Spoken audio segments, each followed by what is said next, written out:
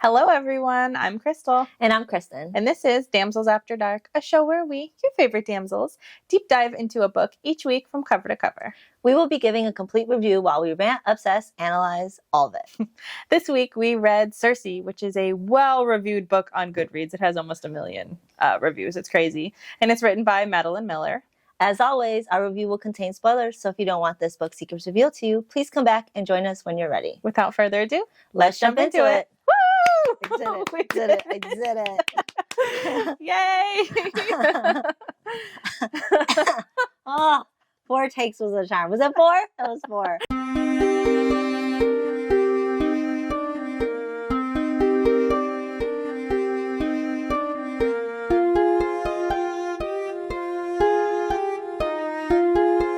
I'm excited for our read today. I am too. For our discussion. Yeah. I like the idea of Greek mythology, but I'm sort of lazy in my reading. Not so much lazy, just very one-dimensional. Like, I like my fairies and I like my dark guys, and then that's really all I want to read. I don't have time to read anything else. But I have read a couple, like Greek mythologies. I have a book on Greek mythology because I'm really into the idea of it. So I was happy that we put this on our list to read. Yeah. I like, because I've read a couple already, and I was thinking about even seeing about putting it possibly in our TBR, but I have Psyche and Eros. I finished that one not that long ago, and it's good. I like Greek mythology. It's one of my favorite things to read, but it's one of those that you have to be in the mood for. Yes. Because if you're not in the mood for it, it does kind of like drag and kind of bore you in a manner of speaking. Like if it's not your typical read. Yes. Some of them are very stale. Yes. The first introduction I had, I took like a world mythology class in college. It was like my favorite class that I've ever taken ever. And one of the first books that we read was Tales from Ovid. And it's this like poetic retelling of the Metamorphosis or whatever. I was like, this is the best shit I've ever read in my life. It's so beautiful. And so that's what sort of got me into it. I went and bought a bunch of like all of the Greek mythology stories, like a full book of it. And I think I just read one, which is Prometheus' story, which when we see it here, I was like, oh, this is the one I know. Yeah, that's a good story. I always liked Persephone and Hades' story as well. Yes. That's one of my favorites. I do like that story. But the Psyche and Eros story is pretty good. Echo was always a very sad story for me. Okay. How Echo came to be. I don't know. Yeah, you should look that one up when you get time. Just like Google it and find out how her story is. It's sad. Okay. It's sad and it's upsetting and it kind of makes you mad, but like, it's a good story. It's a good story. It's like that's the thing about Greek mythology is that you expect it to be sad and dramatic and tragic. So it's like it's that good read that is just like really like puts in all the, I would say almost like the background tellings to what we actually like read, the fantasy books. It always has hints of those. Like, I mean, if you think about it, what book were we reading when Odyssey was a big part of it? They kept mentioning it. Oh yeah, The Life of Addie. She was reading the Odyssey. That's right. Yeah, so like there's like hints of Greek mythology in a lot of the books we do read. Yes. Even if it's just a tad bit of it. But. Well, I mean, the cool thing about that is those are like the first stories like this. So it makes sense that we would continue to draw inspiration from that. One of the ones I want to read is Medusa. I want to read her story. I love her story. I want to read somebody's retelling of that. So if you know of a good one, throw it in there because I'm already putting on our TBR. I don't know when, but I'm going to put the Song of Achilles. Yeah, that's by Madeline Miller because I mean, just to spoil it already, I fucking love this book. It is a good book, yeah. I saw that pop up for her and I was like, you know what? Yeah, she's got another one too. That's like a novella, which maybe we can tag on to that week if we're doing it. But Medusa, I love Medusa's story. And there's like several versions of her story, but I've always loved the one where, she was the ultimate like beauty and then people were jealous of her. And then, but like, I hate that she was, I mean, I don't know if you know most of Medusa's story, but there's 2 versions. Either she seduced or she was raped by a god. That's the one I want to read. Yeah. So there's 2 retellings of those, and it's like it's always shitty because at the end it still ends the same with her death. Yes. And that's the sad part of it. Yeah. I feel like the raping one and then turning into the monster sounds more like epic, I guess. So it sounds weird to say that, but like I like that story. I like the version that I've heard, the bits and pieces of that. Yeah, because it's almost like she gets revenge. Yes. Yeah. She becomes this badass girl. So, and then sometimes goddess, the curse, I think the curse for her being able to turn men into stone is either the goddess was giving it to her for a revenge thing, or it was to curse her. So there's that different twist on it, or to protect her. Yeah. And that's what, so that's sort of the road that I want to go. But I think that'll be on maybe our list one time. Yeah, I love maybe Medusa somebody story. can throw a wreck down there because I really need one. I also do. I've always loved Circe's story, and I've also loved.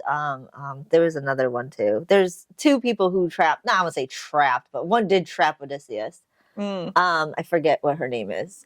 It's the siren. I forget her name, but she also. It's just kind of mentioned in this book for very brief. I don't remember. But yeah, Circe was always, because she's supposed to be the goddess. If you look her up, I think she was like supposed to be this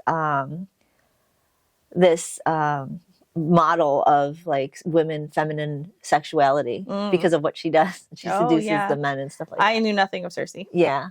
So this whole thing was a trip for me. I loved all of it. Yeah, it's a good story. Especially because she's like the goddess of sorcery too, and like witchcraft. I'm like, where has she been all my life? Yeah.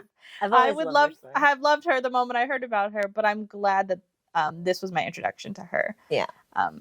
Because it was so great. Yeah, if you read the Odyssey, she's a part of it, but like briefly, obviously, because Odysseus, you know. Yeah. So it's a good book. So I mean, for us to jump into it, it starts off with Circe's past and like her like how her family, and she lives with gods, and she's considered a nymph. Yeah, so her mom was a nymph, her dad is Helios, and her mother somehow, through her feminine wilds, got Helios to stay with her and produce heirs with her, like marry her. Yeah. And he had done that with nobody else, but for some reason, specifically with her, which wasn't really too explained, but it was hinted that she obviously had some sort of, not real power, but like intelligence that kept him around, that she was able to sort of do this. Like some kind of sorcery power, but it was hinted at. It wasn't super dived into. Yeah. But she ends up having Circe and then three more? She has Circe, a boy and a girl, and I can't say their names. I can't say their names. I think there's two sisters, though. So maybe there's... Yeah, I think there was two sisters, and then there was the twins. Yes. Which was... Yeah, I also can't say their name. But she was born without golden skin. She only had golden eyes, Circe. And the other ones were born to look more like Helios. So they had the golden, shining, glittering skin, which reminded me a lot of Played Prisoner. Their like whole look, that they have this gold skin. Yeah. So she was sort of looked down upon as like not being pretty enough or not being godly enough. And also... and she was more, they always considered her, like her voice was just horrible to the ears. And frail. Yeah. And it's because she was more like a lesser god almost, in a sense, because she didn't have the same qualities as some of the gods that she was. So her voice was softer, which they compared in the future. You'll know that it's compared to a human's voice. It's not as much, but softer, because God's voices are like rocks and the wind and booming the storm and commanding. Yeah. And hers is frail and mortal. Meek. Yeah, and meek. And so they sort of just don't like her and they cast her aside. She also has no magic, like no powers. No powers, no powers obvious to the to the gods, and even to herself. It's not something that she could clearly tap into. So she's sort of like the ugly duckling, and nobody really cares about her, though she, I guess, like loves her dad and her family in the very beginning, because we see her sort of grow up we get a glimpse of like when she was a kid and how she would always sit by her dad's feet while he was at, I don't know, on his throne or whatever, and how she sort of was meek and mild and didn't cause a whole lot of trouble, didn't do a whole lot of things. She sort of just listened to what people said and she did it, and people made fun of her all the time. They called her weak. They did all this, and she sort of kind of like took it. Yeah, they treated her like absolute shit. Yeah. She didn't really fight back or anything about it. And her mom ended up having a boy, and no one wanted him. Because I forget I think it was like some kind of prophecy or something. I don't fucking remember. Yes. I think there was something it doesn't matter. All I know is that they didn't want nothing to do with the son. And so the youngest son. Yeah. So Circe took him in and raised him as her own. Which gods don't have the same, they would like to have the same feelings and all that shit, but they don't. So they don't, even though she raised him as if it was her own, he grew up to not have any kind of emotion or attachment to her because the gods don't. Yeah, there was like inklings of it when he was younger, because he was really attached to her when he was a baby, and then as they grew up and he was sort of a teenager, they did have a little bit. But once he was old enough to get his own island and land, he sort of just left her. Yeah, he left her to her own demise, and he didn't give her any kind of help, or actually, there was a time where he could have told her some things about herself. Yes, that he was aware. Mm-hmm. I think he was the one that became first aware of the powers that he bestows, and that the family members actually do. Mm-hmm. Like his siblings could bestow these powers, yes. but he doesn't. That's in a little bit. I think we're kind of like going a little bit too ahead, because before that, she doesn't really know. She just knows her brother is sent off with all these special gifts from the father, and I don't remember why. I think he just rose to the ranks or whatever. Yeah, I think there was a prophecy about his greatness, and so his father like took him in and started training him and doing all of that. But it's interesting that you say that gods don't really feel that, and they don't. The rest of them don't. But Circe is different. Yes. She feels a lot different than other people, and she's sort of like desperate for somebody to love, or somebody to love her, to care about her, because she's sort of been outcasted amongst all of the gods. Yeah, and she doesn't really like any of that, like the politics, the meanness, all of it. She doesn't like, obviously, because she's been ostracized her whole life. But one time when she's younger, she hears like whispers of Prometheus, and how he was nice to mortals, and as a result he's getting punished by Zeus because he gave mortals fire when he wasn't supposed to, and if you do that it makes them suffer less, and so they care about the gods less, or they don't want to offer as much things. And so long story short, they end up having to punish him, and she's there with the rest of the gods during his punishment, and he's like tied to the ceiling, and the god of pain or something comes in and like whips him for hours, years, we don't really know, it's a lot, but he bleeds gold all over the floor. And then once the entire crowd has become tired of this, it's become boring to them, they decide they're going to go eat at the feast, and so everybody leaves except for Circe. She ends up sort of having a brief conversation with him. She gives him nectar to help him, and she asks him questions about like why about mortals, because he actually has the ability to see the future and to prophesy. So he knew this was going to happen, and she asked him, "Why would you do this if you knew this was going to happen?" And I don't remember his response, but it was typically like, he basically says that all his overall meaning is that all gods don't have to be this specific way of not liking mortals, of hating them. Like it's okay to be something different, and that's why he chose to do that, to be something different. He sort of cherishes mortals because they have this their lot in life is that they die, so everything is a lot more meaningful to them within their world, which I think is a nice wrap up to the very end, which we'll talk about. She like, this response is what like in a way changes her. Yes, she takes it to heart, and Prometheus, that meeting with Prometheus is like what really guides her through the rest of her path. Yeah, this understanding that mortals could be treasured and could be something more. And so he also tells her to something about like how no mortals look alike, that at like thousands and thousands of faces are constantly different, and just sort of enlightens her to the world of mortal, because what she's seen before has been Helios and all of these top gods who just disregard them as like trash. So after the party, they just gave Prometheus his actual punishment, which was to be trapped on like, what is it, a hill, like a rocky hill or whatever, and every day at a certain time. What kind of bird is it? I don't know. I think it's a raven. A raven, an eagle. Maybe it's an eagle. I don't remember the the myth. I don't even remember the book. But anyways, a bird comes and just like eats at his organs, and like eats his liver like, every day. But to get to his liver, they have to like tear it apart at his organs. So he's like in there taking out his organs and eating at his liver every fucking day at a certain time. Obviously gods don't die. He's going to heal, and then he's got to come back. Well, she knows his fate. So she doesn't understand why they would do this to him, but they do. And that's pretty much what her father said, is that this has to happen. But she doesn't, when she goes and helps Prometheus, for some weird reason, it's like very against the gods for her to have even went up to her and spoke to him. And so like she shouldn't have done that. She knows she shouldn't have done that. And she doesn't, if anyone were to find out, she too would be punished. Yeah. So becomes a huge thing throughout the book as well. Yeah. And so the only person she ends up telling is her brother. Yeah, the youngest one that she raised. And he doesn't betray her. He doesn't say anything to anybody. Yeah. He in fact tells her, don't you tell anybody else. Like, you're going to just get punished. Yep. And then after that, her and her brother used to go to like some deserted island out in the middle of nowhere. And after he went away to go to his own island, she ends up going back there by herself.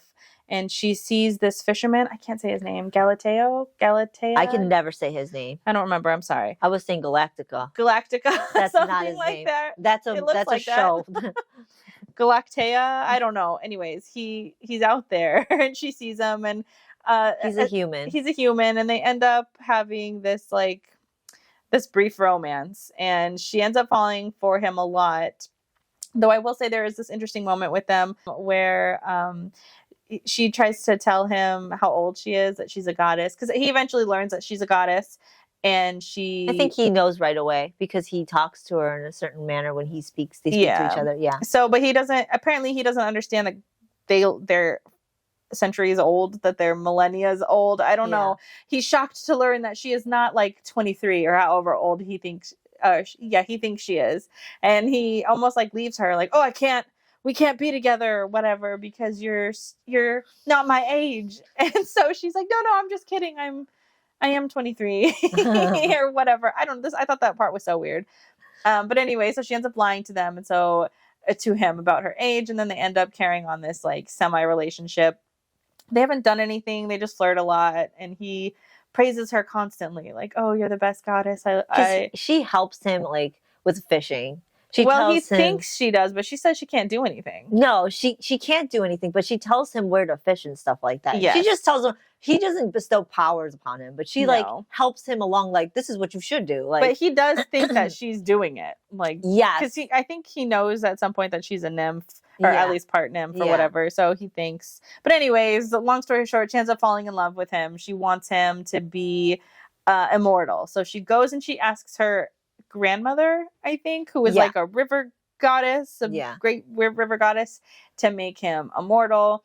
And the grandmother's like, do you think you're the first one to fall in love with a mortal? Like, no, there's nothing I could do. What I can do is get him more fish. And so I'll give him more fish and that'll be good. So she goes back, he gets more fish, she praises her. Yeah. And then she ends up deciding that she hears a story about how during like the great battle when blood was shed upon the world between the gods, that a flower grew up and this flower has immense power. From Zeus's blood. Well, she finds these specific flowers. Yeah. And she ends up trying to lay him down into the flowers and like willing him to be, because I think the myth at the time for her understanding is that the flowers will make somebody their truest self. Yeah. And she believes wholly that his truest self is a god. Yeah. And so she puts him on there, tries to like lulls him to take a nap. Nothing happens. And so she ends up like taking them out and squeezing the like blood of the flower into his mouth. And lo and behold, he turns into a god.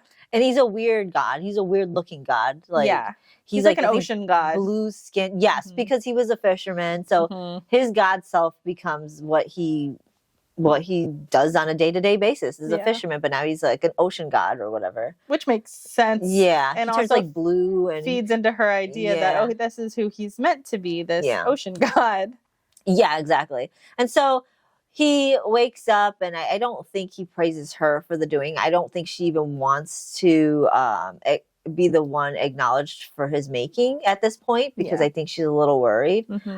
So she wants him to be accepted in her world. So it's just, the gods did this. It's the will of the will of the gods. It's just how it's meant to be. So he ends up becoming accepted in the realm of the gods and actually becomes very popular with females. Yeah. And apparently because he's a good-looking god or whatever. And he's given all these like statuses and stuff like that. He's given all these things. It's just like, crazy. So he forgets about her in the process. It's just like, what a shock. Yeah, she's just like a minor friend to him now. Like he visits with her every so often, but it's not like they're friends. No, it's not like he was before. She blessed him with this magical flower. And I think he ends up falling in love with this girl named Scylla.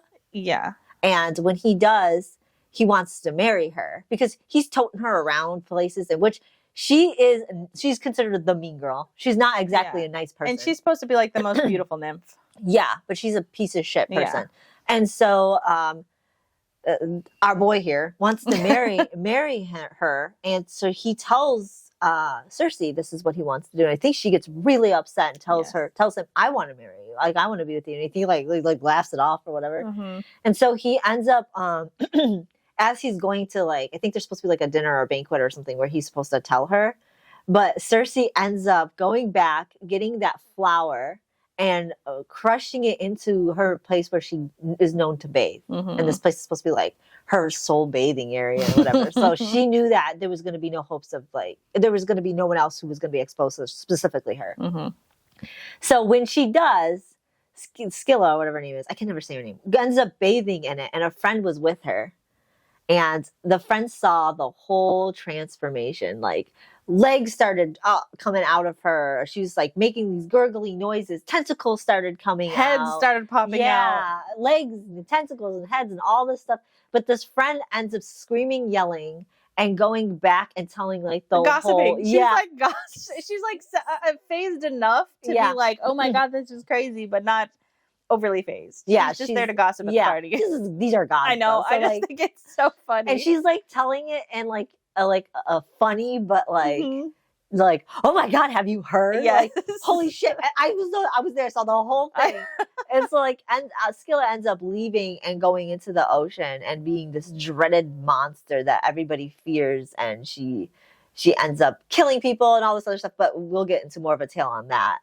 But yeah, so Circe ends up turning her into this hideous beast, and no one knows how it's happened yet. And so, and also at this time, it's important to note that Circe knows that nobody's going to know it was her. No. Because Circe is meek and timid and mild, and nobody really pays attention to her. With no powers. And she doesn't do anything. And they don't think she has powers. Yes. And that's important because not anybody could just do this. Yes. Not anybody could create a god or destroy a god and create a monster. But of course, she thinks that this is the flower. She thinks that it's the flower. Well, it is the flower, but it's also just the flower. Yeah. And she thinks that Scylla or whatever, that this is her true form. This is who she's supposed to be because again, she's a mean girl and she's all of that. So, and she also like my funny part of this is like when she's crushing the flower, she's like, oh, now this bitch is gonna get what she deserves. Everybody's gonna see the ugly that's inside her, not just me. And then here she is. Coming out this huge ass monster. She's like, I knew that was in her this whole time. But she actually was appalled at the same time, like, oh shit, I done fucked up. Because you're not supposed to create monsters without permission from the gods. But however, they do love their monsters. Yes. They love the monsters because it creates havoc and mayhem for the mortals. And when the mortals are having to defeat these things, it gives them a source of entertainment in which they love. Yeah. You know, they love this. So Circe ends up, I think, still trying to win that guy over. But I don't know. I don't remember exactly at what point, but she snitches herself out. Yeah, she was the one who created him. Yeah. And the monster. Created him and the monster. And so he ends up becoming, no one really, like he becomes shunned because now everybody knows that he's created a fake monster or a fake god. And then her younger brother ends up coming back and talking to Helios and saying essentially like, I came here to show her power. She does have powers. She's a sorcerer. She's a witch. Yeah. And that's how these things happen. Of course, she doesn't believe it, but Helios is scared by this because they don't understand power that's greater than theirs. They don't understand it and they're afraid of it.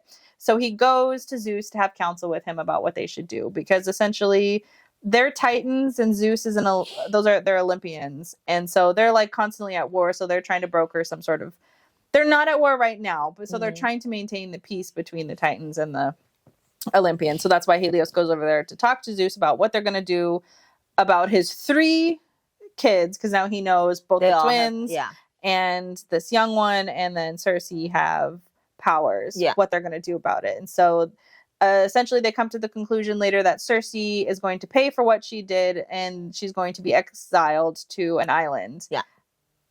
An island that has like... Arera? What is it called? I cannot. Ayaya. That's the name of it. Ayaya. And it has this island, unbeknownst to her right now, is a very important island too, because this island was, I don't remember who created the island, but it also has special things on it. It's got the special cottage that is magic. There's animals on there that are wild, and there's plants on there that are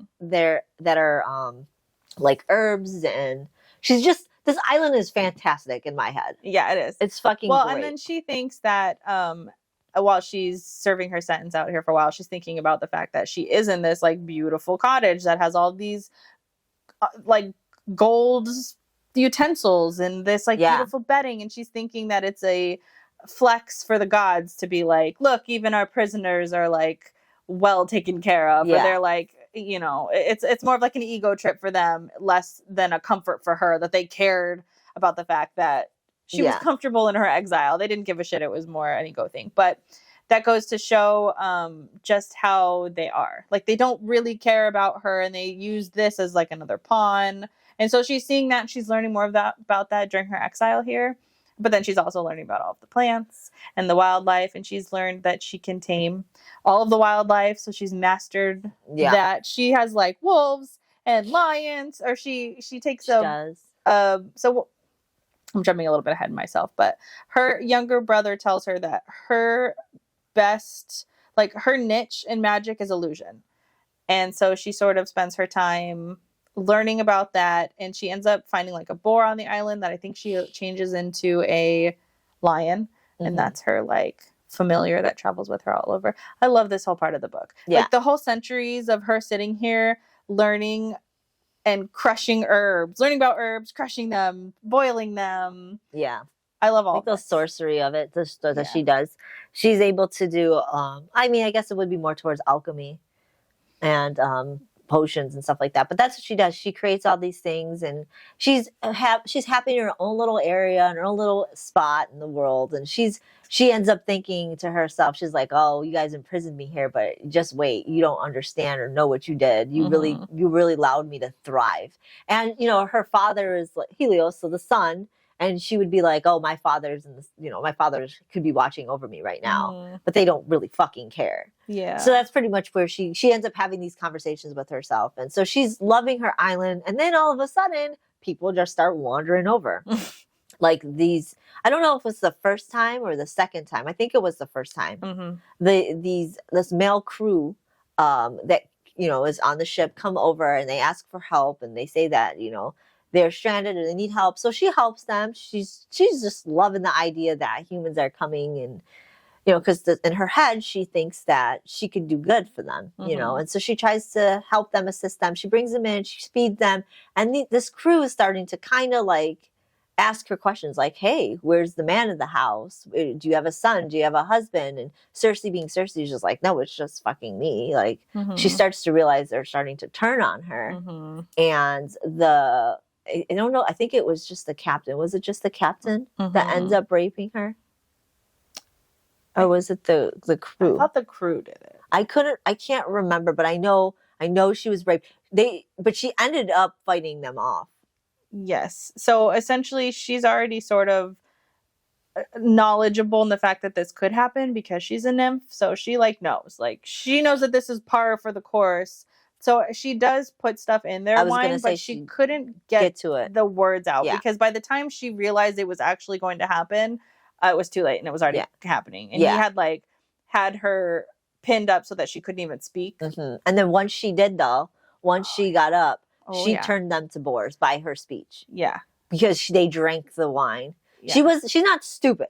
She was still taking precautions, but she couldn't speak because she was attacked prior, before she could get any of the words out. But once she was able to speak the words, they were turned into boars, and she led them to the stables and kept them. Yep. And it was wonderful. Like, this was not a easy transformation. They No. bones broke, Yeah. skin ripped. Like it was a whole gory situation that had happened. And she's like, I fucking never love again. this. She's I like, was so excited to see what she was gonna do after this. I was like, oh, she's gonna be a badass. Yeah, and she was just like, never again. So everybody that came to her island after that, she fucked them on her own accord. Yep. Turned them divorced. Yep. She was like, if this is gonna happen, it's gonna happen with my pleasure. Yep. And like she would help them if they would be helped. Like she wasn't going to kill them or turn them into boars. But if they were going to be a disgusting piece of shit, then she used them and threw them into her stable. Beautiful. Sad fucking boars. They ended up being like, and like as they were being trailed into the stable. And so the word got out that this was she was doing. And eventually she was given the bad daughters of the gods. Yes. The daughters that wouldn't listen. They started sending them to her. Yes. Because word got out that she was being who she was. And they were just like she became so people the gods forgot about her for a while. But then she became like known again. And so they're like, we'll just send them to Circe's island. Yeah, because like some random god decided that was going to be the punishment for his daughter. And then after that happened, they just, all these nymphs started showing up on her island. And so she didn't want nothing to do with these, but she's like, might as well go do this and do that. And also Hermes would come and visit with her and tell her tales of what's going on outside the world. And they would have intimate moments. They would sleep with each other. It was never love. No. But Hermes actually ends up telling her there was a prophecy about her involving one of his future heirs. Yeah. And so he thought it was laughable. He actually even asked her to have his child. And she's just like, no. No, this is merely just us fucking around. Yeah, I don't even like you. No. I'm literally just tolerating you because you're giving me shit. But of course, with the gods, it's always a political game. And it's always, like with Hermes, it was always a game. Yes, it was. And he only liked the game. So maybe he would help her if he wanted to see the results of this. But sometimes he wouldn't because he wanted to also see, like what was ever the more amusing choice is what he would do. Yes, so, he was all there for the fun of it. Yes. And he's a god with nothing else to do. And of course, this is the epitome of everything she hates about the gods. Yeah. So, but he entertained her. He gave her what he wanted. He's attractive. He's a god. Yeah. Like, why not? What else are you gonna do? So somebody ends up coming to her island. I think Hermes ends up telling her that she's needed somewhere. But somebody ends up coming to her island and saying, I think it was Daedalus. I can never say his name. Daedalus. He comes to the island and she already knows who he is. And he's so grateful that she even knows who he is because he's very well known. He's a very well known, I would say, inventor, tinker. Yeah, he's a artist and inventor. Yeah, like he does a lot of cool shit. He invents a lot of cool shit. Anyways, he tells her that her sister, who they never got along, needs her help because she's pregnant. And she needs help giving birth. Nobody else wants any part in it. She's like, well, why not? Why not get a midwife? And he's like, nobody can do this. And he's not saying why. Yes. He's not saying why. She ends up going. But of course, the way there is the only way she could take. Not just the mandated way. That's the way her sister told her they need to go. They have to go this way because her sister, even though she's going to help her, is still wanting to make her life miserable. So the way they make her go is through Scylla's path. And Scylla now is massive and has killed numerous ships or crew and the ships they are on. So numerous mortals. Yes. She's well known not to go down that path. And well, she's not too far from fucking Circe's fucking island. Yep. So they go through this path and Circe pretends to be her brother. Yeah, because she was in love with, they were friends or something. Scylla and her brother. Yeah, I think that she liked him. Yeah. So she pretends to be that and does like an illusion spell on herself for a little bit. But Scylla is so much a monster that it doesn't really register, but it's just distracting enough. To pause. To pause and that the ship gets out of her reach by the time she's like clicked back into monsterhood. But I think it's interesting to note here too. I love Circe's like she cares for the fact that she created this monster and it's killing people. She carries this burden around with her the entire book. And so even when she sees it, she's even scared. She's sad and remorseful that she even turned Scylla into this monster, let alone that it's killing people. But anyways, yeah, so she ends up going to her sister's. And oh my God. So her sister ended up fucking a bull? Yes. This like bull that was supposed to be sacred. Yes, I think it was because Daedalus made it because she liked this specific bull that her dad had or something. He made a thing for her to go in. Yes. To get close to this bull because this bull won't get close to anybody else. So he made a specific thing for her to go in, and then the bull ends up fucking this thing, which was her. Yes. It's funny too because like we don't know this until she like pulls the fucking monster out of her and then she says, I fucked the bull, okay? Yeah. And it's the Minotaur. It's the famous Minotaur that's in the labyrinth. And that's what this ends up being. Yes. So this Minotaur ends up wanting to devour people, and in order to protect it, because I can never say her name, whatever, I don't know. Her sister ends up wanting to keep this. And her husband Minos. Yeah, wants to do whatever his wife does to make her happy or whatever. So they end up keeping the Minotaur in the labyrinth that, how do you say his name? Daedalus ends up creating. So that's the story of the labyrinth. Yes. And they also have she also has a daughter, the sister. So Circe has a niece. And Circe bonds kind of with this niece. Yes. In a manner of speaking, like as best as they can. She's like a dancer. She's free and so she ends up she has this weird fascination with her brother in the labyrinth. And the story goes, she goes down there and helps him every now and then. But that ends up being, she finds this out later. Yeah. Hermes tells her, but she ends up finding out this stuff later. So after that, Circe makes this she actually has this really good friendship with, let's call him D, because I can't think with D, the inventor. And he has a son, and his wife has passed away. So his son, which everybody knows who he is, he's the one with the wings that flies too close. Icarus. Icarus. Icarus. Yeah. I'm never gonna so get names. That's his son. He's a very well-known in mythology. So anyways, he has a son. He's very little at this time, and they end up bonding. Now, Circe and his father, D, end up bonding, and they end up having intimate moments. And it's almost like, in my opinion, I feel like if there was love, this would have been it in the early stories. In the early story, yeah. Yes. He was such a great guy to her. He was such a great guy to her. So sweet. I loved their story. I loved him.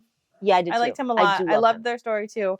He ends up giving Circe a loom, a magical loom that he made. That's just a wonderful, one-of-a-kind loom that nobody can ever create. Because he knew she would be bored on her island and want something. He was a great guy. He just anticipated everything and didn't tell her until he put it on the ship before. Yeah. So she didn't even see it until she got back.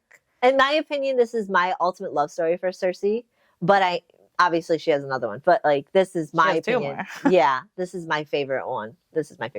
So she ends up leaving with a loom back to her island. I don't think there was any really issue. I mean, she has to go through Scylla again, I think. Yeah, she did have an interesting conversation with her sister during this time where her sister sort of it's almost like her sister had wanted to cultivate some sort of relationship with Circe because they're two women and nymphs who everybody looks kind of down upon, but that she had to do a lot of stuff to keep her brother happy. Yeah. And she didn't say what, but you can infer that it was probably a lot of really bad women-y stuff that you have to do to keep somebody happy. But eventually just sort of coming to the conclusion with Circe that everybody has been through shit here, and maybe we should have gotten together, but we can't now because we don't like each other. But at the end of the day, you got almost like she got the better deal that she was sort of not executed. What's the word I'm looking for? Cast out. Yeah. That she's Circe, or her sister, sort of stuck playing this role of this wife to this man that's going to hold control over her, which is what her dad had said. So it was almost like they had this moment of feminine rage between each other, but they don't like each other because of their past and how they were sort of pinned against each other. And then come away from that conversation just saying, well, we still hate each other and we're never going to be friends, but good talk. At least now you know what I went through. And then that's sort of that. And then Circe sort of thinks about this later, but nothing ever comes of it. But I think it's interesting that it's almost like her sister, even though she plays this sort of villainous, manipulative role, that she is also dealing with the like hurt from being a woman amongst these gods who do whatever that they want. She sort of has no power here, even though she's a goddess that has power and she's a witch. Mm-hmm. I thought that was really interesting. Yeah. So after she leaves her sister, I don't think she goes through Scylla that path anymore. I think she was able to go whatever path she wanted to at that point, because I think it was a little bit more of a smooth sailing. So she gets back home. She has the loom. She just goes back to her ways of doing things for a little bit, and she kind of just is happy to be home on her little island. And then I want to say she gets another visit from more people. I can't remember who though. Was it more humans? Yes. It was Odysseus. It wasn't Odysseus at the time, was it? I think so. Or did she have another one? No, I think it's Odysseus after this. Oh, okay. I know why. I can't remember. I remember why. So when she first gets this visitation, it wasn't Odysseus right away that comes to the house. It was one of the crew members that come to the house and telling her, "Hey, my crew's down at the island." I think because they knew how she was handling men. So he came up to the island and said, or up to her and said, "I need help. I need assistance. Blah blah blah blah blah. Can my crew come up?" And I don't think he drank anything. Well, so essentially, a part of the crew stayed down, and some of the crew came up. All of the crew members came up. And they ate and they drank. Yeah. And then they started eyeing her wares and stuff. And so she didn't even wait for them to do anything. She just decided, I'm just going to go ahead and change them. So she changes them, herds them all out. And then the captain comes up. Which is Odysseus. And he comes up and he's charming and he's like talking to him. And they sit down and she gives him wine. And he's holding it and he's talking and they're telling tales. And he's like flirting with her and she's flirting a little bit back. And then he's like, okay, so where are my men? I need them back. They're all young. I know that they're pieces of shit. And it's kind of my fault because I let them get away with stuff so much. But I do love them. And they were so young. Hermes actually stopped him before he got to the island and warned him of what Circe is doing. Because Odysseus is actually a family member. Yeah, his heir. Yeah. So this is the prophecy or the knowledge that Hermes was known. And so Odysseus knew how to thwart Circe's spell. He had, I think it was, what did he have? What was he hold? Did he take something? Did he hold something? He was able to not be under her spell. Because he didn't drink her wine. There was something else though. He had something. I can't fucking remember. But Hermes told him, you have to keep this or hold this and you won't be under her spell. I don't know. I don't think he drank the wine. I think he did it for good measure, but he also was able to not be under her spell. I don't remember. Yeah, I have to go back and think about that one. But so eventually she laments and says, "Yes, I changed them. Here they are." And then he asks for her to change them back. She does, and then oh my God, this crew.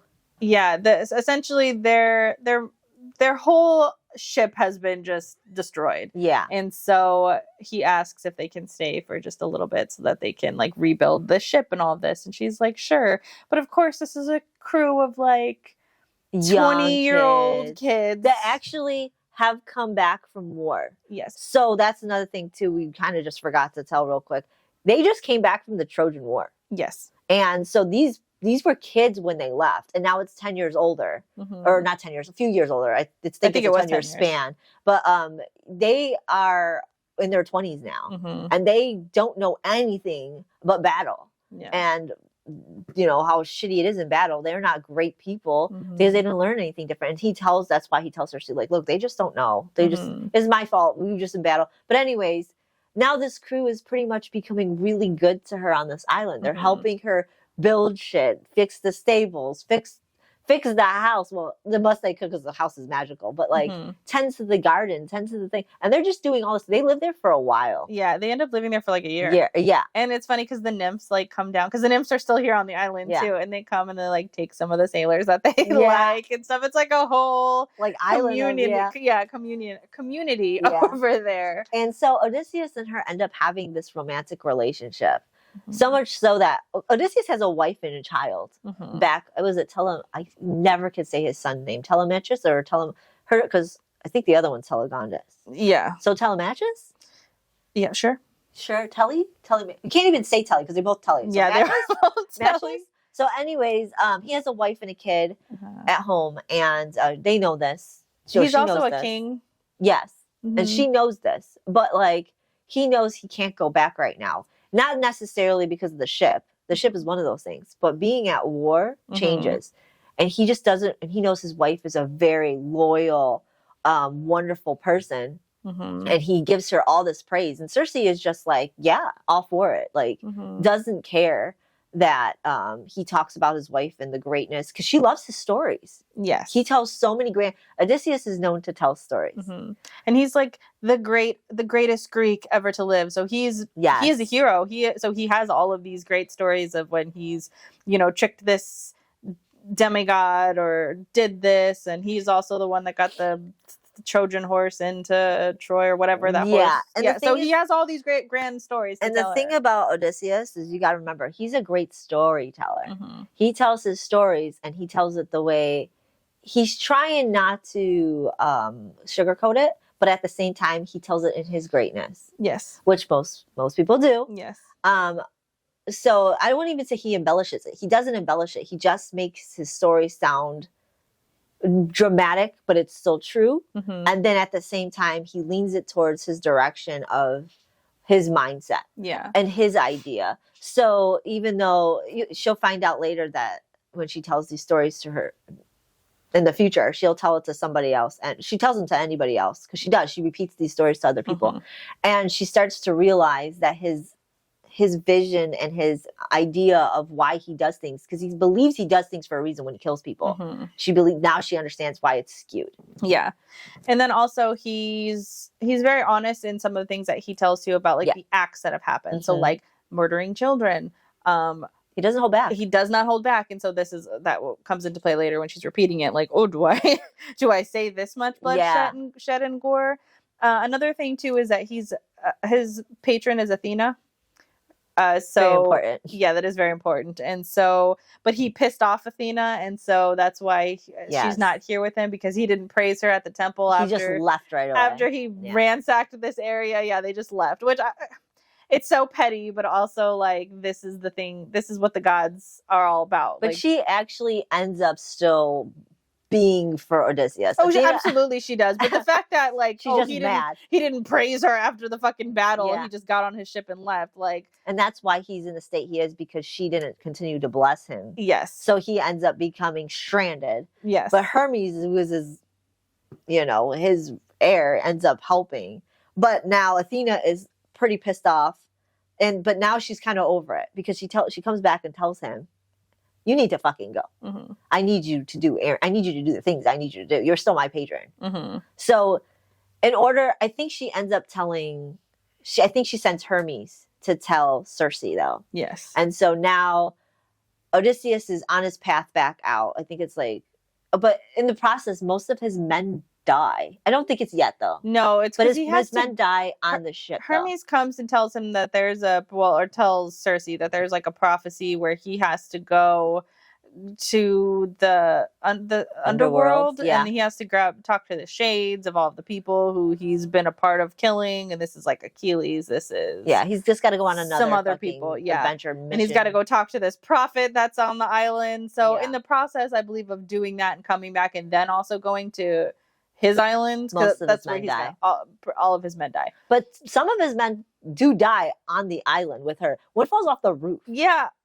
And like dies. Because he's like drunk on the roof sleeping. And they had made a joke about it, that he was going to die one day. And he did. There he is. They opened the door and there he is dead, but they were very saddened by it. Yeah. Apparently this is actually really part of the myth too.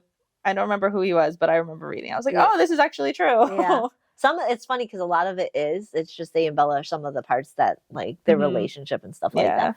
But yeah, so a lot of his men die, and I think he does come back to the island. Odysseus comes back to the island for a very short period of time before he goes back home, just to recoup. One more time. After he goes from the underworld, when he comes back on his stop. Which is important. It is important. Because they end up having that last romantic moment. And then he ends up leaving and going back to his wife. She ends up pregnant with his child. Purposefully. Yeah.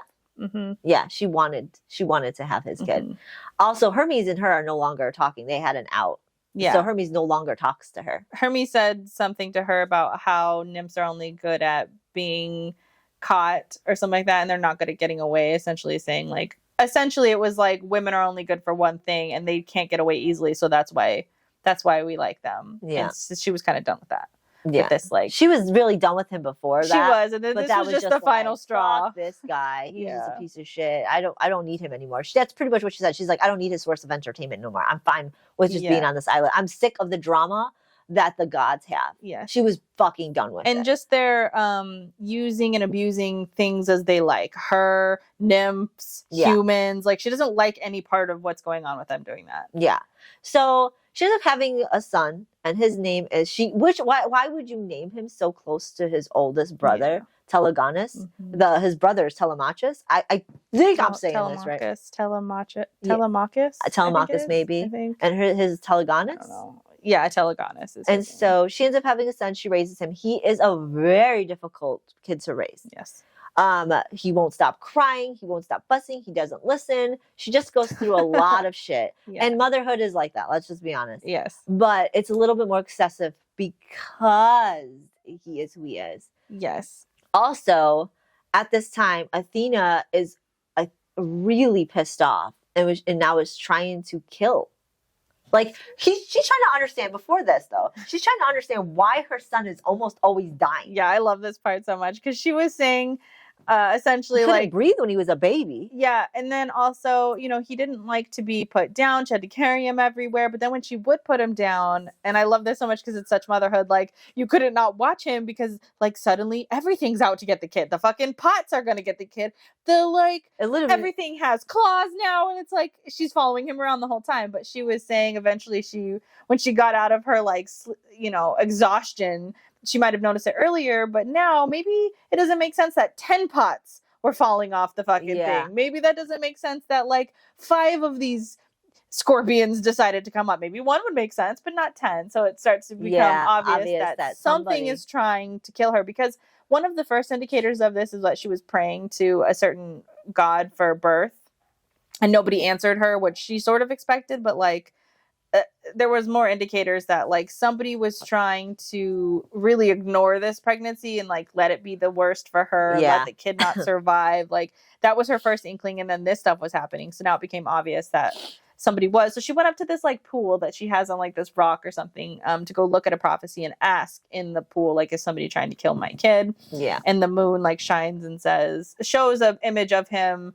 dead, in, like, a shroud just laying there. And so then she becomes super protective and ends up shouting one night when she put him down, like, well, if you're, why are you hiding in the shadows? Come out and face me. Yeah, just tell me why you're trying to kill my son. Mm-hmm. And she does. She comes out and she tells her. It's Athena. Yeah. she can't attack her son directly, because that's not the way of the gods. She can't do it. Yeah. The fates have not allowed her to kill him directly. Because she wants to. She even went to the fates and they wouldn't let her. So she is to do it indirectly. If not, just at least make it fucking horrible. Mm-hmm. So I think Circe's trying to figure out why. I can't remember. Do you know why? It was something against her. I think it was Odysseus? It was because Athena doesn't tell her now. But Athena essentially says, like, you're going to regret if you don't. And you end up finding out that the reason is because there's a prophecy that Athena has seen that he's going to be the death of Odysseus. But you don't know that yet. Yeah. She just says, you're going to regret this if you We're both going to regret this if you let him live. She even says, if you let me kill him now as a baby, I will bless your next child, that nothing hurts it, that they become great, that they become Odysseus. And she's like, it'll be an easy child. It'll be an easy child. It'll be easy. You'll have it from a great person. I thought she was going to think about it for a minute, but immediately she's like, no. And this is why I love her so much, because she's learned these lessons. And one of this lesson was from Daedalus, where she thinks about it, that somebody I think it was him that said to her that, like, people aren't just sacks of grain that you can just replace with the next one. So she thinks about that and she's like, no, I'm not going to let you kill my son so that I could have a better one next time. Because Athena even taps into the fact that, like, he's going to die anyways. Like, he's mortal. Yeah. He's gonna grow old, so what does it matter? But why don't I give you a son that's not going to? Yeah, she tries to give her all this, like, hope for a better life. And her son is really difficult right now, and so, like, she's having a struggle, and she's like, you know what? No, fuck you. No, this is my troublesome son. I fucking So she ends up refusing, and then creates this these potions and creates these spells to where her son's protected on the island. Like if anyone were to harm her, all the animals would come to his aid and be there for him. No one could come, no god could come into the island. Now she even, well, one god can, yeah, but no other gods. No. Because so I love how she does this, because she takes like everything from the island. She has to go every corner of the island and collect like the sand. and she has to do this and the every plants. so often. Every couple months she has to go do this. Yeah. And what it was is she got, when Odysseus came back, he had like got blood of the shrouds or the mist of the shrouds, and she had this, and so she created this spell, and that was the only god that could come onto the island. Every other god was blocked out, but she had to hold this spell the entire time. Yeah, and she was saying it was like draining the her. weight of the world was on her shoulders. Everywhere she walked, she could feel that she was holding this, because you can imagine this is literally like probably 90% of your magic. And then in order to It's protect just this. herself, she ends up shrouding the island from humans too. So no one could come in, because she's really at her weakest point. She's spent. She's giving everything she can. I mean, and it makes sense. So if you're giving everything you can to the island, there's not really a big threat. Yeah, but I think she illusions it to make it look like rocky, inhabitable. Yeah, you inhabitable. can't. You're not going to stop there. You're not going to go there. Stormy, shitty, horrible, like island that's just never. No one should be going to. That's what she makes it. She makes it look like rocks are all surrounded by it. And nothing can get in.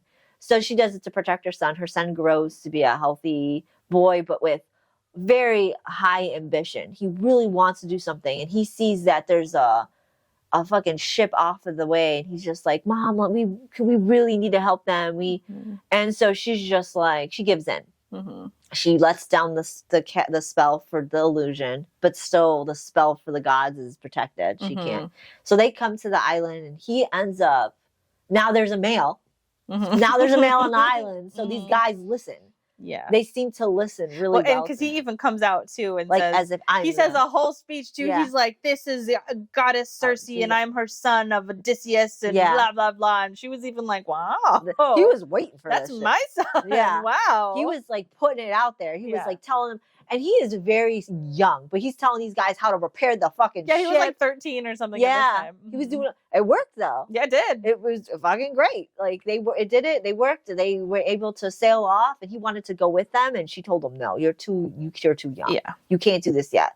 So they do, but he's so saddened by it, and you could tell this is just not what he wants. Yeah, I mean, the thing is, I don't know what her game plan was, just to like keep him hauled up on her island forever. There was no way this was going to come out this way. And the thing is that it was very much foretold or foreshadowed, because all he wanted to do was run out into the horizon. That's when he was a baby, that's all he did. Yeah.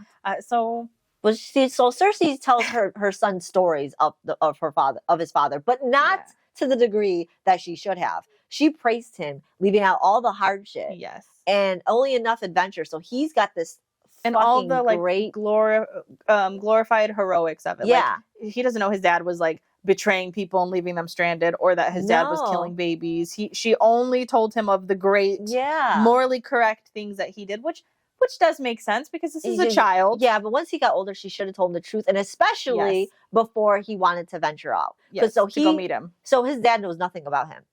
His dad doesn't know he exists. She doesn't know that her dad. I don't think that nobody knows, but Hermes still knows of Telegonidus and actually visits him. And they have this secret little area in the cave, and they build the ship together. So, anyways, because I mean, this is Hermes's great grandson or some shit like that. So Telegonidus goes to Circe and says, "I want to fucking venture out. I have this," because I think she finds the ship. And he tells her, "Mom, I want to do this." And she says no. They have this like huge argument. And Hermes has nothing to do. Hermes does never ever see Circe again. Yeah. However, she figures out it's Hermes that's assisting him, because she sees the ship, and it's just like, so once she sees the ship, she realizes, I can't keep him here. He needs to venture out. And he's going to do it. He's going to do it regardless. I just want to make it to where we are on good terms. So she goes and tells him, go ahead, go do this under these conditions. Like, she tells him, I don't remember the conditions, but she tells him the conditions were that he had to stay there delay it 2 more days. Yeah, okay. And they had 3 things that they had to do, but it was really, he had to do 2 things and she had to do 1 thing. It was to protect the boat, wasn't it? Yeah, so she gave her, 1 was to protect the boat and like from sinking and all of that. And that really the biggest part of this is that the final one was that she was going to go and break her exile go under the water. She That's walked right. under the water to this great ancient god that's been here like since before the like the time of the earth or whatever. Yeah. And she went to go grab his tail, and in order to get the tail, you had to be like subjected to his poison. And she was willing to do it. Well, yeah, and the poison either kills mortals right away or it makes God suffer for eternity, like burning and feeling uncomfortable the entire time. And so, yeah, she's like, well, I said I'll do anything for my son, so here it is. And so then, she goes and grabs it, and she's like, wait, is that it? And he's like, you can have it. I am satisfied enough. Yeah, no, everybody else turns away because he is scary as fuck. Yeah. And he's like, everybody else turns away and doesn't want to do it. He's like, you're the only one. Because everyone else wants to battle him. And he's like, I'm not going to battle you. The cost for my tail is to touch it and endure the poison. That's the cost. And she was the only one who was willing to do it. So he gave it to her. And he gave it to her at only telling her, when you're done with it, bring it back. Yeah. Or you just have to throw it into the ocean when you're done using it. And bring it back. Yeah. That's the way to bring it back. So she goes, she gives it to her son, and she warns him of it. And so he goes and he leaves. He goes to Odysseus's land, and he's not there. He's not there at that moment. So he goes and talks to his brother and his brother's mom. And when he does, they tell him he's not here, but they treat him with respect. It took a little bit for them to realize it was really him, but they do. They end up believing him. I don't remember how or why, but they end up believing him, and they take him in. And when he's on the beach, his brother's not there yet, but he's on the beach and he's just waiting. And then Odysseus ends up coming onto the shore with a group of his crew, and Odysseus is fucking crazed. Yeah. He's not who he used to be. He's crazed. He's lost his mind pretty much. And he starts accusing Telegonus all this shit. And he's like, no, I tries to tell him that he's his son, but he's not listening. He's crazy. He just thinks he's a thief. He's coming here to scout the land. He's so like, what's the word I'm looking for? Paranoid. Yeah. And so they end up trying to fight for that staff, the weapon, and it ends up slightly touching Odysseus, I think on the cheek. Yep. Slightly. Instant death. Yep. Instant death. And there goes the prophecy. Yep. So Telemachus was there, saw the whole thing, and vouched for Telegonus. Yes, that he didn't kill him, because everyone was Circe was worried that and so was Telegonus was worried that everyone would think that he did it, like that he was the killer of Odysseus. But anyways, they end up going back to Circe, and Telegonus has brought both his brother and his stepmother. Yeah, I guess his brother's mom. His brother's mom, yeah. And then of course Circe is instantly suspicious. She's like, of course they're gonna want to kill my son. Of course, why else would they be here? They're literally the king, and now, well, she's the queen regent, and he's gonna be the king. So like, why would they have abandoned that? And after a couple days, it comes out that nobody blames the son for it. Telegonus was there. He saw it. He knows that he didn't kill him. And Odysseus was crazed. They knew that he was becoming. And Odysseus was crazed. Penelope, who was the mom of the other one, also didn't blame. But she did specifically want to go to this island to Circe's island, because there is a god chasing after her, who wants her son. And so she wanted just time to hide away from that god for a minute. She didn't say who yet. She didn't say who, but somebody's after her son. And so, long story short, they end up being on the island for a little bit. They end up being like really close and actually bonding. She uses the loom and all the stuff. And then Telegonus tells Telemachus, the older brother, tells Circe stories about how his dad essentially went crazy. He got back from the war. There was a bunch of suitors. He ended up killing all of the suitors. He ended up forcing his son to murder the slaves that the suitors were sleeping with, or essentially painting the picture that Odysseus lost his mind. He was paranoid. He was murderous. He was murderous about the people of the land. Yeah. Like thinking that everyone was coming for his crown. And that's the story of the Odyssey, pretty much. So it's just a retelling of that in a very brief note. Like, hey, he just had to suffer from all the wars, and now when he came back, I mean, it is shitty. You come back from a war that you were supposed to do for the patron of Athena, and you come back and your fucking land is being, your wife is being sought after, your kid is being like having to deal with all the shit. It's fucking troublesome. And also, him and his dad didn't get along a lot because his dad just didn't really understand him. Telemachus, the older brother, is very sort of like he's not really into glory and war. He's like a little book nerd. He's like timid. He's timid. He's shy. He just wants to fucking live his life. He wants a simple life. Yeah, he doesn't want to kill anybody. He's already did that. He doesn't like it. It's shit. He likes herding his goats and farming his land, and that's all he wants to do. And his dad, of course, didn't understand that. And so they butt heads a lot. And then also his dad was like accusing him of, you're going to be a traitor to me one day and all blah, blah, blah. So it was long story to say that nobody is there to kill Circe or her son because nobody cares to the extent to like be vengeful, because Odysseus had told her a while ago that sons would be vengeful no matter what, and they would come and kill whoever had harmed their dad. And that's why he killed kids. Yes. Mm-hmm. So now they end up finding out that Athena was the one trying to come for Telemachus. Mm-hmm. And the reason for that is because Odysseus is dead. Mm-hmm. She knew this was going to happen.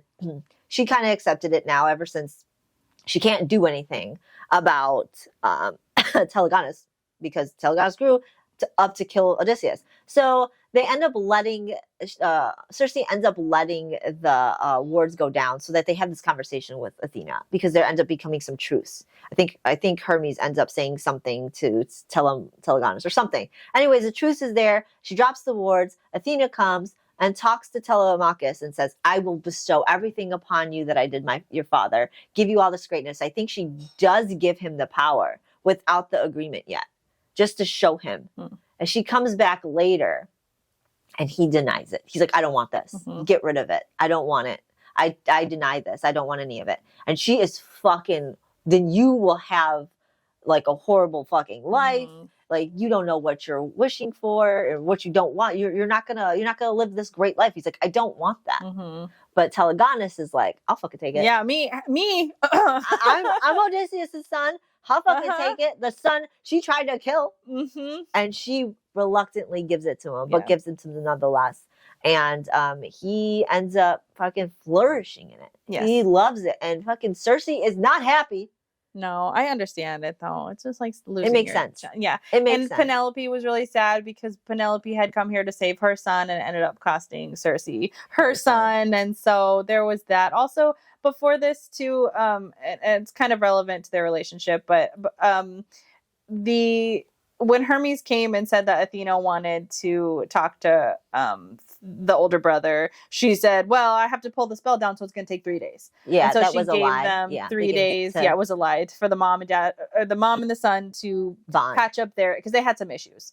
And so they bonded, but then during this time, Circe would also go to the elder brother and they would have conversations, and Circe thought that he was going to accept it. Like, Circe was falling for him. Circe wanted to be with him, but she was like, no, first of all, that's my son's dad's brother, my kid, son's brother. His first kid. Yeah, my son's brother. He's going to go to Athena. Like, I can't put my hands on him, so I'm just gonna look at him from afar, and I'm gonna like him from afar. And this comes up later, because after her son sails off, she's down there and she sees him, and then they have a conversation, because he's been kind of like mad at her for a couple days, and he says to her, like, you thought I was going to go with Athena. And she's like, well, yeah, who wouldn't want glory and all of this great stuff? And he's like, well, me. I just want to sail on my ships and herd my goats. And I thought that was really cute, because I like him a lot. This is my favorite relationship. This is my favorite of all of them. This is my favorite part. So she gets this relation after Telegonus is gone. He goes on his little ship and does his thing. Telemachus stays. I don't know. I think Penelope stays too, right? Yes. So Penelope stays, but Telemachus and Circe end up bonding, and she ends up talking to him, and they end up having this not real flirty relationship, but just a bond. Like, they start to like each other as friendships. And she decides that she has this she still has the weapon. Mm-hmm. And she didn't give it to Telegonus because he don't need it. He's fucking powerful now. Mm-hmm. She takes it, and she knows she has to do one more fucking thing. So she takes this ship and she's about to leave, and Telemachus wants to go with her. Mm-hmm. He doesn't want any adventure. He says he doesn't want any adventure. But he wants to be with Circe. Yeah. So he goes on this crazy ass adventure to do what? To do what? Just the two of them? Go and kill Scylla. Mm-hmm. So they go on this fucking epic, like, goddamn fucking crazy adventure. And I want to say she gets him to, she brings some potions or whatever to try and, like, she doesn't want him to die. Yeah, she veils him to, like, make him invisible. Because he's got to move the boat the whole time. Like, do the boat. And so as he's moving the boat, he's doing these great ass fucking maneuvers in the boat. And she ends up, long story short, she ends up killing Scylla with the weapon. Mm-hmm. And he's like, what would you have done if I wasn't with you? There would have been no way. Yeah. And she's like, I would have figured it out. Yeah. You were going to go by yourself. Yeah. I love him. He's my favorite. So she ends up throwing the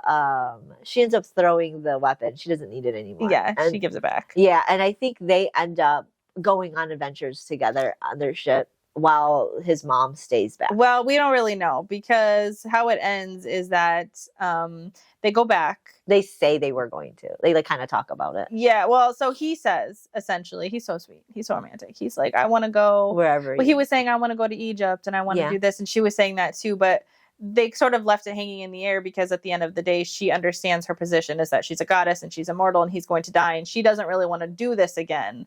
And so they go back to the house. And also she talks a little bit about how his mom is a witch. Yes. And she starts to notice that she's able to do these weird things in the house. She was saying to him basically, like, your mom has probably, like, she's become the new witch on the island. And he's like, my mom? She's like, oh yeah, she took a lot of interest in my stuff, and I even showed her a little bit before I left so that she could experiment with it. So they come back, and yes, of course the mom has experimented in all of this, and she's like, yeah, and so they do have, like, these talks about going on adventures, but she never cements it. And the way that the book ends, I think, is beautiful, is that she takes all of her herbs and stuff, and she goes up and she's thinking about, she has a vision of, and not like a prophecy vision or a real vision. It's not a real one. I forget. She's just thinking about the future, and she's seeing things that she wants, and she's seeing herself become immortal, or seeing herself become mortal, and then living a life and having children, having 2 daughters with him, and then having to live through a world of, like, not having power, and that how it feels to be mortal, which is that anything at any moment can kill you, which doesn't seem something that we worry about on a daily basis. But when you're a god and you've never had to worry about dying, and all of a sudden, like, everything is, like, coming to get you. And so she's envisioning herself living in that world, and then she takes a drink, and then that's how the book ends. So we don't fucking know, but I will tell you, he was so sweet the entire time, because he was saying things to her like, I want to go. At the very end, before she goes to take the drink, he says to her, like, I just want to go with you. I just want to be wherever you are forever, for as long as I live. I want to be around you. We missed a little bit though. She, before all this, she couldn't leave. She was stuck on her island. She ended up getting her prison sentence removed. She ends up being able to. Oh yeah. She ends up being able to leave her island, obviously, because she already did. But I don't remember how. I think Athena does it. No, she calls her dad down, and she basically she does have a conversation with him. Yeah, she basically said, I loved it too. She said, I'm tired of being part of your fucking schemes. I want out of it. He's like, well, how dare you talk to me? I could do anything to you. And she says that, like, blackmailing him. Well, she basically says what she did with Prometheus, and I will tell every god that I did this, and it will dishonor you, because you can't keep your daughter in line, and everybody knows you can't keep your daughter in line, but now think of what they'll think of now. And of course he's super prideful, and he's like, I'm gonna kill you. And her response to him is something like, you don't know what I've done. You don't know my powers. So anything you throw at me, how do you know it won't just ricochet off me because I put a spell? Are you willing to try? And he's just like, no. Because she was on the island doing all this stuff. He's heard so much about her. And she's turned people into monsters, to gods. Like, he doesn't really know the extent of her power, because she has been kept well hidden. And because they disregarded her as nothing. So nobody's watching her doing all of her centuries. Also, like, during when she does call him, it was like during that 3 days time. I think it was during that 3 days time when she brought the thing, when she was trying to bring the thing down. No, this is at the very end. Was it once they come back and she has that talk with whatever the older brother about Yeah. how they can't go on adventures forever. But then anyways, he ends up saying, fine, don't ever ask me for anything again. Yes. And she's like, you know what? When you're counting your children, count me out. Yeah. Because So I'm not your fucking kid. Yeah. So when she does have when he because he didn't even actually remove her sentence, he has to go and vouch for her at Zeus, so he ends up having to go all the way to the council, so to speak, and then like get her out of her prison sentence. But she already knows it's going to be done. She's just like, I'm not even worried about it. She already knows it's going to be done, so she leaves anyways. She does all this stuff anyways without even actually knowing if her prison sentence was over.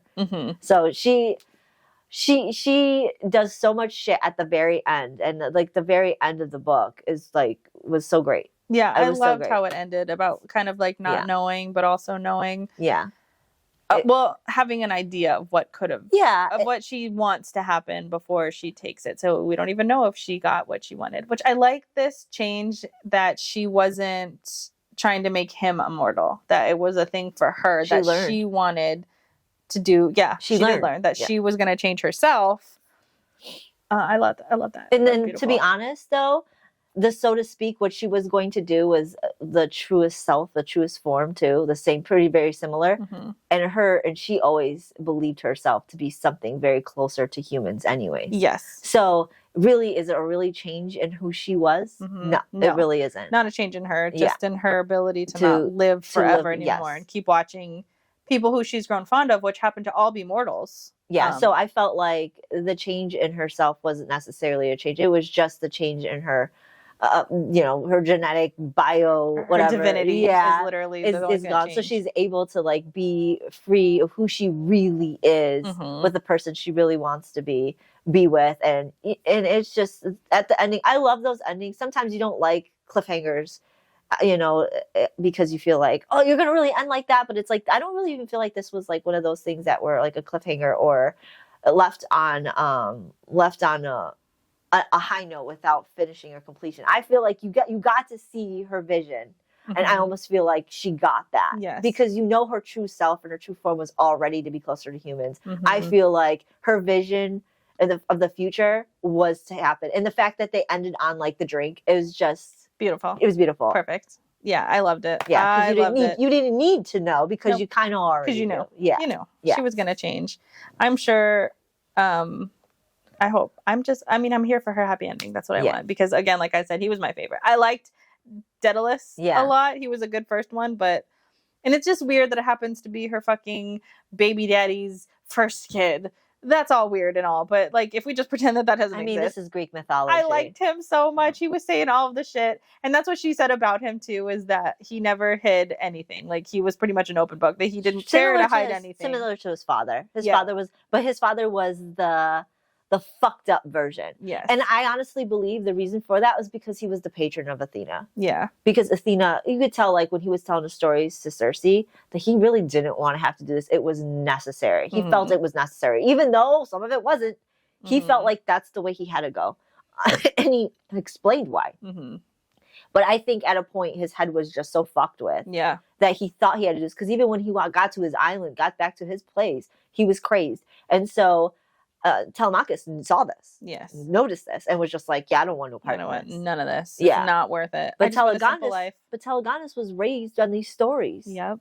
So unfortunately, and also not only just raised on these stories, but also raised in seclusion from his father, from everybody. So it's like of course, if you raise somebody in a fucking bubble, all they're gonna want is to get out and go on adventures. So it's funny how these two women of Odysseus's love, and I believe he loved them both. The problem is they both raised their son to be what they didn't want them to be, and they ended up being the opposite. One was secluded, one was exposed, and they both wanted to be in that. So they both got to live the lifestyle they wanted at the very end, and their moms were respective of both sons. Yes. It took them a little bit, but they both ended up pretty much respecting their son's wishes and their lifestyles. And of course, one falls in love with the other one anyway. So it's just, but it's a good story. It's a good retelling of the mythology. Yes. Overall, I rated it a 3 only because there were parts that kind of dragged down on for me. I really kind of do want to rate it more of a 4, but I don't honestly believe it. When I rate it a 4 or 5 in my head, those are books I will reread And I don't want to reread Circe. Because it's hard. It's a hard read. It's a mythology book. Yeah. Mythology books are hard reads for me. They're good reads. I love them, but I really have to be in the mood for them. And if I were to have it like an audiobook in the background, I probably would tune out after a while. And that's why I give it a 3, not because there's not like, oh yeah, I just really love this book. It's like, it's a good book. It's a good retelling of a mythology. If I were a huge mythology fan, I'd probably give it a 4. But I'm more of I like the book. It's a good book. I won't reread it. And if I were to tell people I like it, I would recommend it. I'd be like, yeah, it's a good read. It's a good book. It's a good one. Yeah.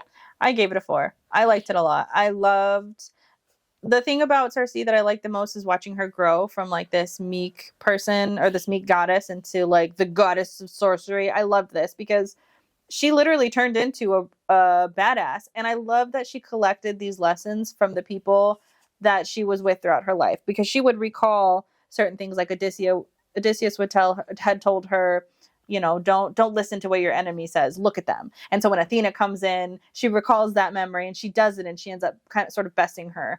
And she does that throughout the book. And I love to watch her grow like that. It was so good. And I know you weren't a huge fan of the like listening to her raising. I was not. I loved that. To me, that felt so like a kindred spirit. Like my daughter's not that difficult, but she was really difficult when she was a baby. To like, I couldn't put her down and do fucking anything. Literally carried her around with me. So that really resonated with me when she's trying to get shit done and she's got a baby strapped to her. Like I love this, and how she continued to act towards her kid. I loved as well, because there was nothing that she wouldn't do. Like nothing, as she continually proved. And then on top of that, she would have the natural reaction of like, whenever he would leave, she was, or wanted to leave or talked about it, she was mad about it. She was like, no, this not, no, because you don't understand the world, because you don't do this. And then she would go in the room and she'd stew about it. And she's like, well, I can't lock him up here all forever, and I can't do this. So then she would go to him and be like, okay, I'm going to let you go. It just seems so authentic. I guess that's the thing that I like the most about this book, is that Circe came off really authentic. She does. I love her going from meek to badass. I also love like the undertones of like feminine rage throughout here, like the talk of how nymphs are only good for raping essentially, but then to have Circe turn around and like, I don't know, turn men into fucking pigs at the thought of, because they're all pigs, you know, like that thought of it. And then how she was also very just like anti being put in the corner by like her dad when she got older, like standing up to these great powers. I loved it across the board. I would reread it. I also think it's beautifully written. Like it comes off very poetic, even though it's not really like a poetry book. Like it's not. It's a mythology book. It's a mythology book, but you could write it really stale. And for me, the way that she wrote this was so beautiful. It stayed really perfect with like the classics if you were to read. I feel like in comparison to Odyssey, because Odyssey is one of my favorite books. I love the Odyssey. I reread the Odyssey. So the thing is when it comes to comparison to that, it doesn't have a whole lot of adventure. It's not going to. It has adventure where it needs to, only because she's trapped on a fucking island. You're not going to see, when she does get out, she has fucking adventure. So and it does piece with all the other mythologies along the way, which is my favorite part. I love the idea that every time she's exposed to something, she's the pinnacle of what's going on with the other mythology stories. She's obviously with Odysseus. She's with her sister who created the Minotaur. We even get a taste of Jason. I forget to say that because Jason is with her niece, and they come to the island asking for help. And she doesn't help them. So like you get a taste of of the mythologies, and that was what I liked about the book. Circe itself, she's supposed to be the model of feminine vengeance and grace and sexuality, and that's her as a goddess. That's what she's supposed to be, and I feel like the author did a great job with that. The only thing is that there were parts, and mythology can be written stale, and I feel like it was at some point. There was some parts where I was just like, if I had to be in the mood to read this, or I will fall asleep. And I don't think it was at all the author's fault. I think it was just, you have to be in the mood to read it. And I feel like, could she had done something better to create a better storyline. I don't know. I don't think she did anything wrong. I think it was just, I think sometimes the story just dragged on quite like a little bit here and there. And I think that's the only reason why.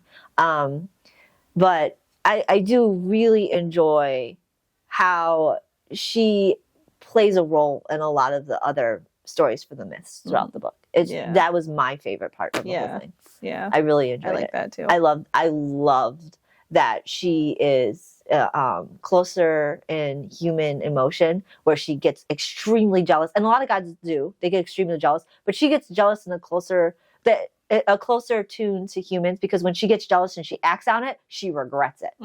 A lot of the gods don't. Yes, they were just. That's what I liked too about her, that she had this morality towards. She was able to learn. Yeah, and that's what changed her. And I think it called back beautifully to her conversation with Prometheus in the beginning, when he's talking about how he treasures mortals because they really kind of know what it means to live and gods don't. And I wanted to put one of my favorite quotes out there, which was her at the very end. She says, "I thought once that gods are the opposite of death, but I see now that more are dead than anything, for they are unchanging and can hold nothing in their hands." And I think that's beautiful. And I think that's why she cherishes and cares about them so much, because she understands that gods don't understand what it means to live.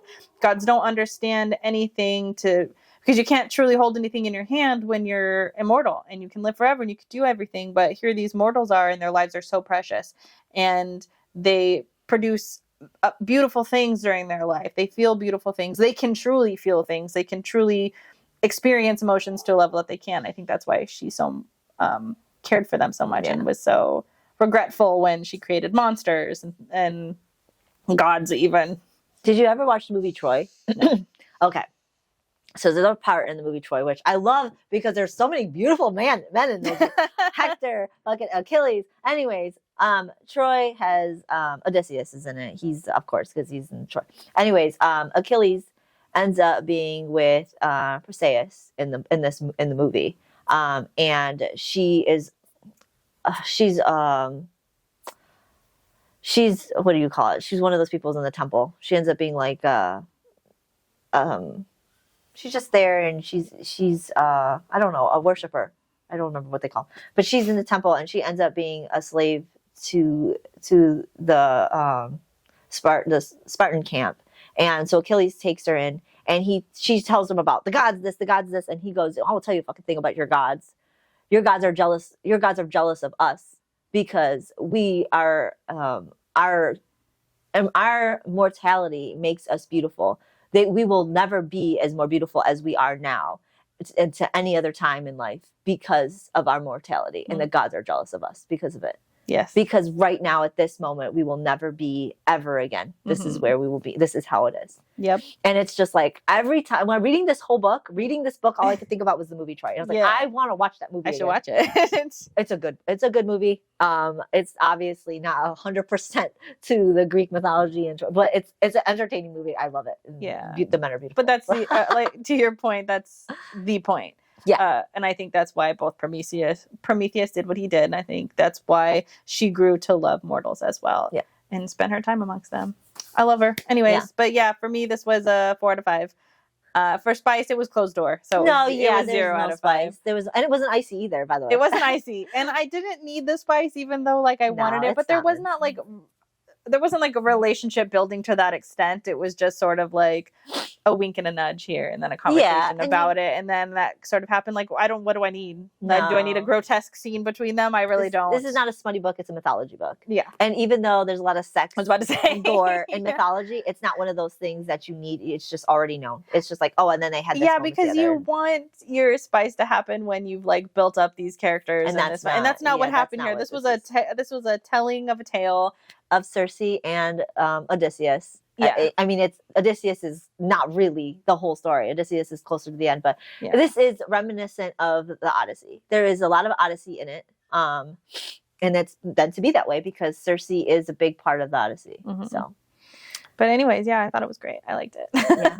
It's wonderful. It was a good book. Even though I rated it as, I just like it. It's just, like I said, 4 or 5s are books for me that I'll reread, and I think it is worth a reread. But I got so many books on my plate that rereading a book has to be something that I thoroughly just like can't put down. I agree. Yeah. But I fell into a Madeline Miller hole now, so I will be putting The Song of Achilles. Oh yeah, somewhere on our TBR coming up. The funny thing is, I was thinking about reading that before Circe. Oh, okay. Because I didn't know Circe existed, but until I did look into Song of Achilles and then I saw Circe and I was like, oh, Circe, I do want to read Circe. So The Song of Achilles is definitely one of those things I want to read, and being that it's got really good reviews as well. Yes, it does. Yeah. And she has one on Galatea, I think is the short novella is his. So we might as well throw that in there. Yeah. We should have thrown it in with this one, but probably, it's fine. But anyway, so that's our review for Circe. It wasn't too bad. I mean, as far as our standalones have been, I think this is your best one so far. This one is my favorite so far. Yes, yeah. I do with a solid 3. Yeah, a solid 3. You know what? 3s are good. Anything 3, 4, and 5s to me are just like, I don't know how most people rate it, but 1 is I don't like it. 2, it's okay. 3 is it's good. 4, it's fucking great. And 5 is like, holy shit, I'm probably going to read this like multiple fucking times. Yeah, I agree. I was going to say something about, what was I going to say? I don't know. I don't know what I was going to say. Oh, I was going to say that this reminded me a lot of The Invisible Life of Addie. This feeling of like wanting these desperate love connections with people, whatever love means in whatever way. But the fact that she couldn't because she was immortal, which obviously for Addie it was because she was invisible. Well, even though the gods that were surrounding her, she could have love connections with, even Hermes, the potential of it. She just didn't want that. Yeah, because she didn't want it. No, you didn't want that. So the ones that she was falling in love with, they were these brief romances that were very reminiscent to me of Life of Addie, where we were like in these brief romances, and once I liked it. I don't know. I felt the crossover there, and I guess for me that's why. Yeah, the only crossover I got was that she was reading the Book of the Odyssey. That's the only crossover I got. I didn't feel that connection whatsoever. But I don't know. That's funny. Yeah. Anyways, I think that's our review here. We got a 3 and a 4. So not too bad for standalones. The next one that we're reading is Kingdom of Villains by Ella Fields. Ella Fields, yeah, I think so. Yeah. I'm excited for this one. Yeah. This seems more like our it's genre. It's touching in the waters of smutty and fantasy, which is what we do enjoy. And so I believe, in my opinion, this is going to be one of the first books that really dabble in what we normally read. I'm excited. Yeah. Though I have been pleasantly surprised with our standalones, like way outside of our field. Yeah. I've liked 2 of them. Right? Yeah. These 2. I liked these 2. I only like this one. But anyways, you can follow us on all of the socials. We're on TikTok, Instagram, Fable, YouTube, and Spotify. Yeah, don't forget to follow, like, subscribe, whatever it is that you do on your platform, and that way you can follow along with us. Yes, and I need some recommendations for Medusa. Yeah. Down below. Yeah. And then also, come read with us the Kingdom of the Villains. Yeah, Kingdom of Villains. Yeah. All right, we'll see you next week. Bye, guys. Bye.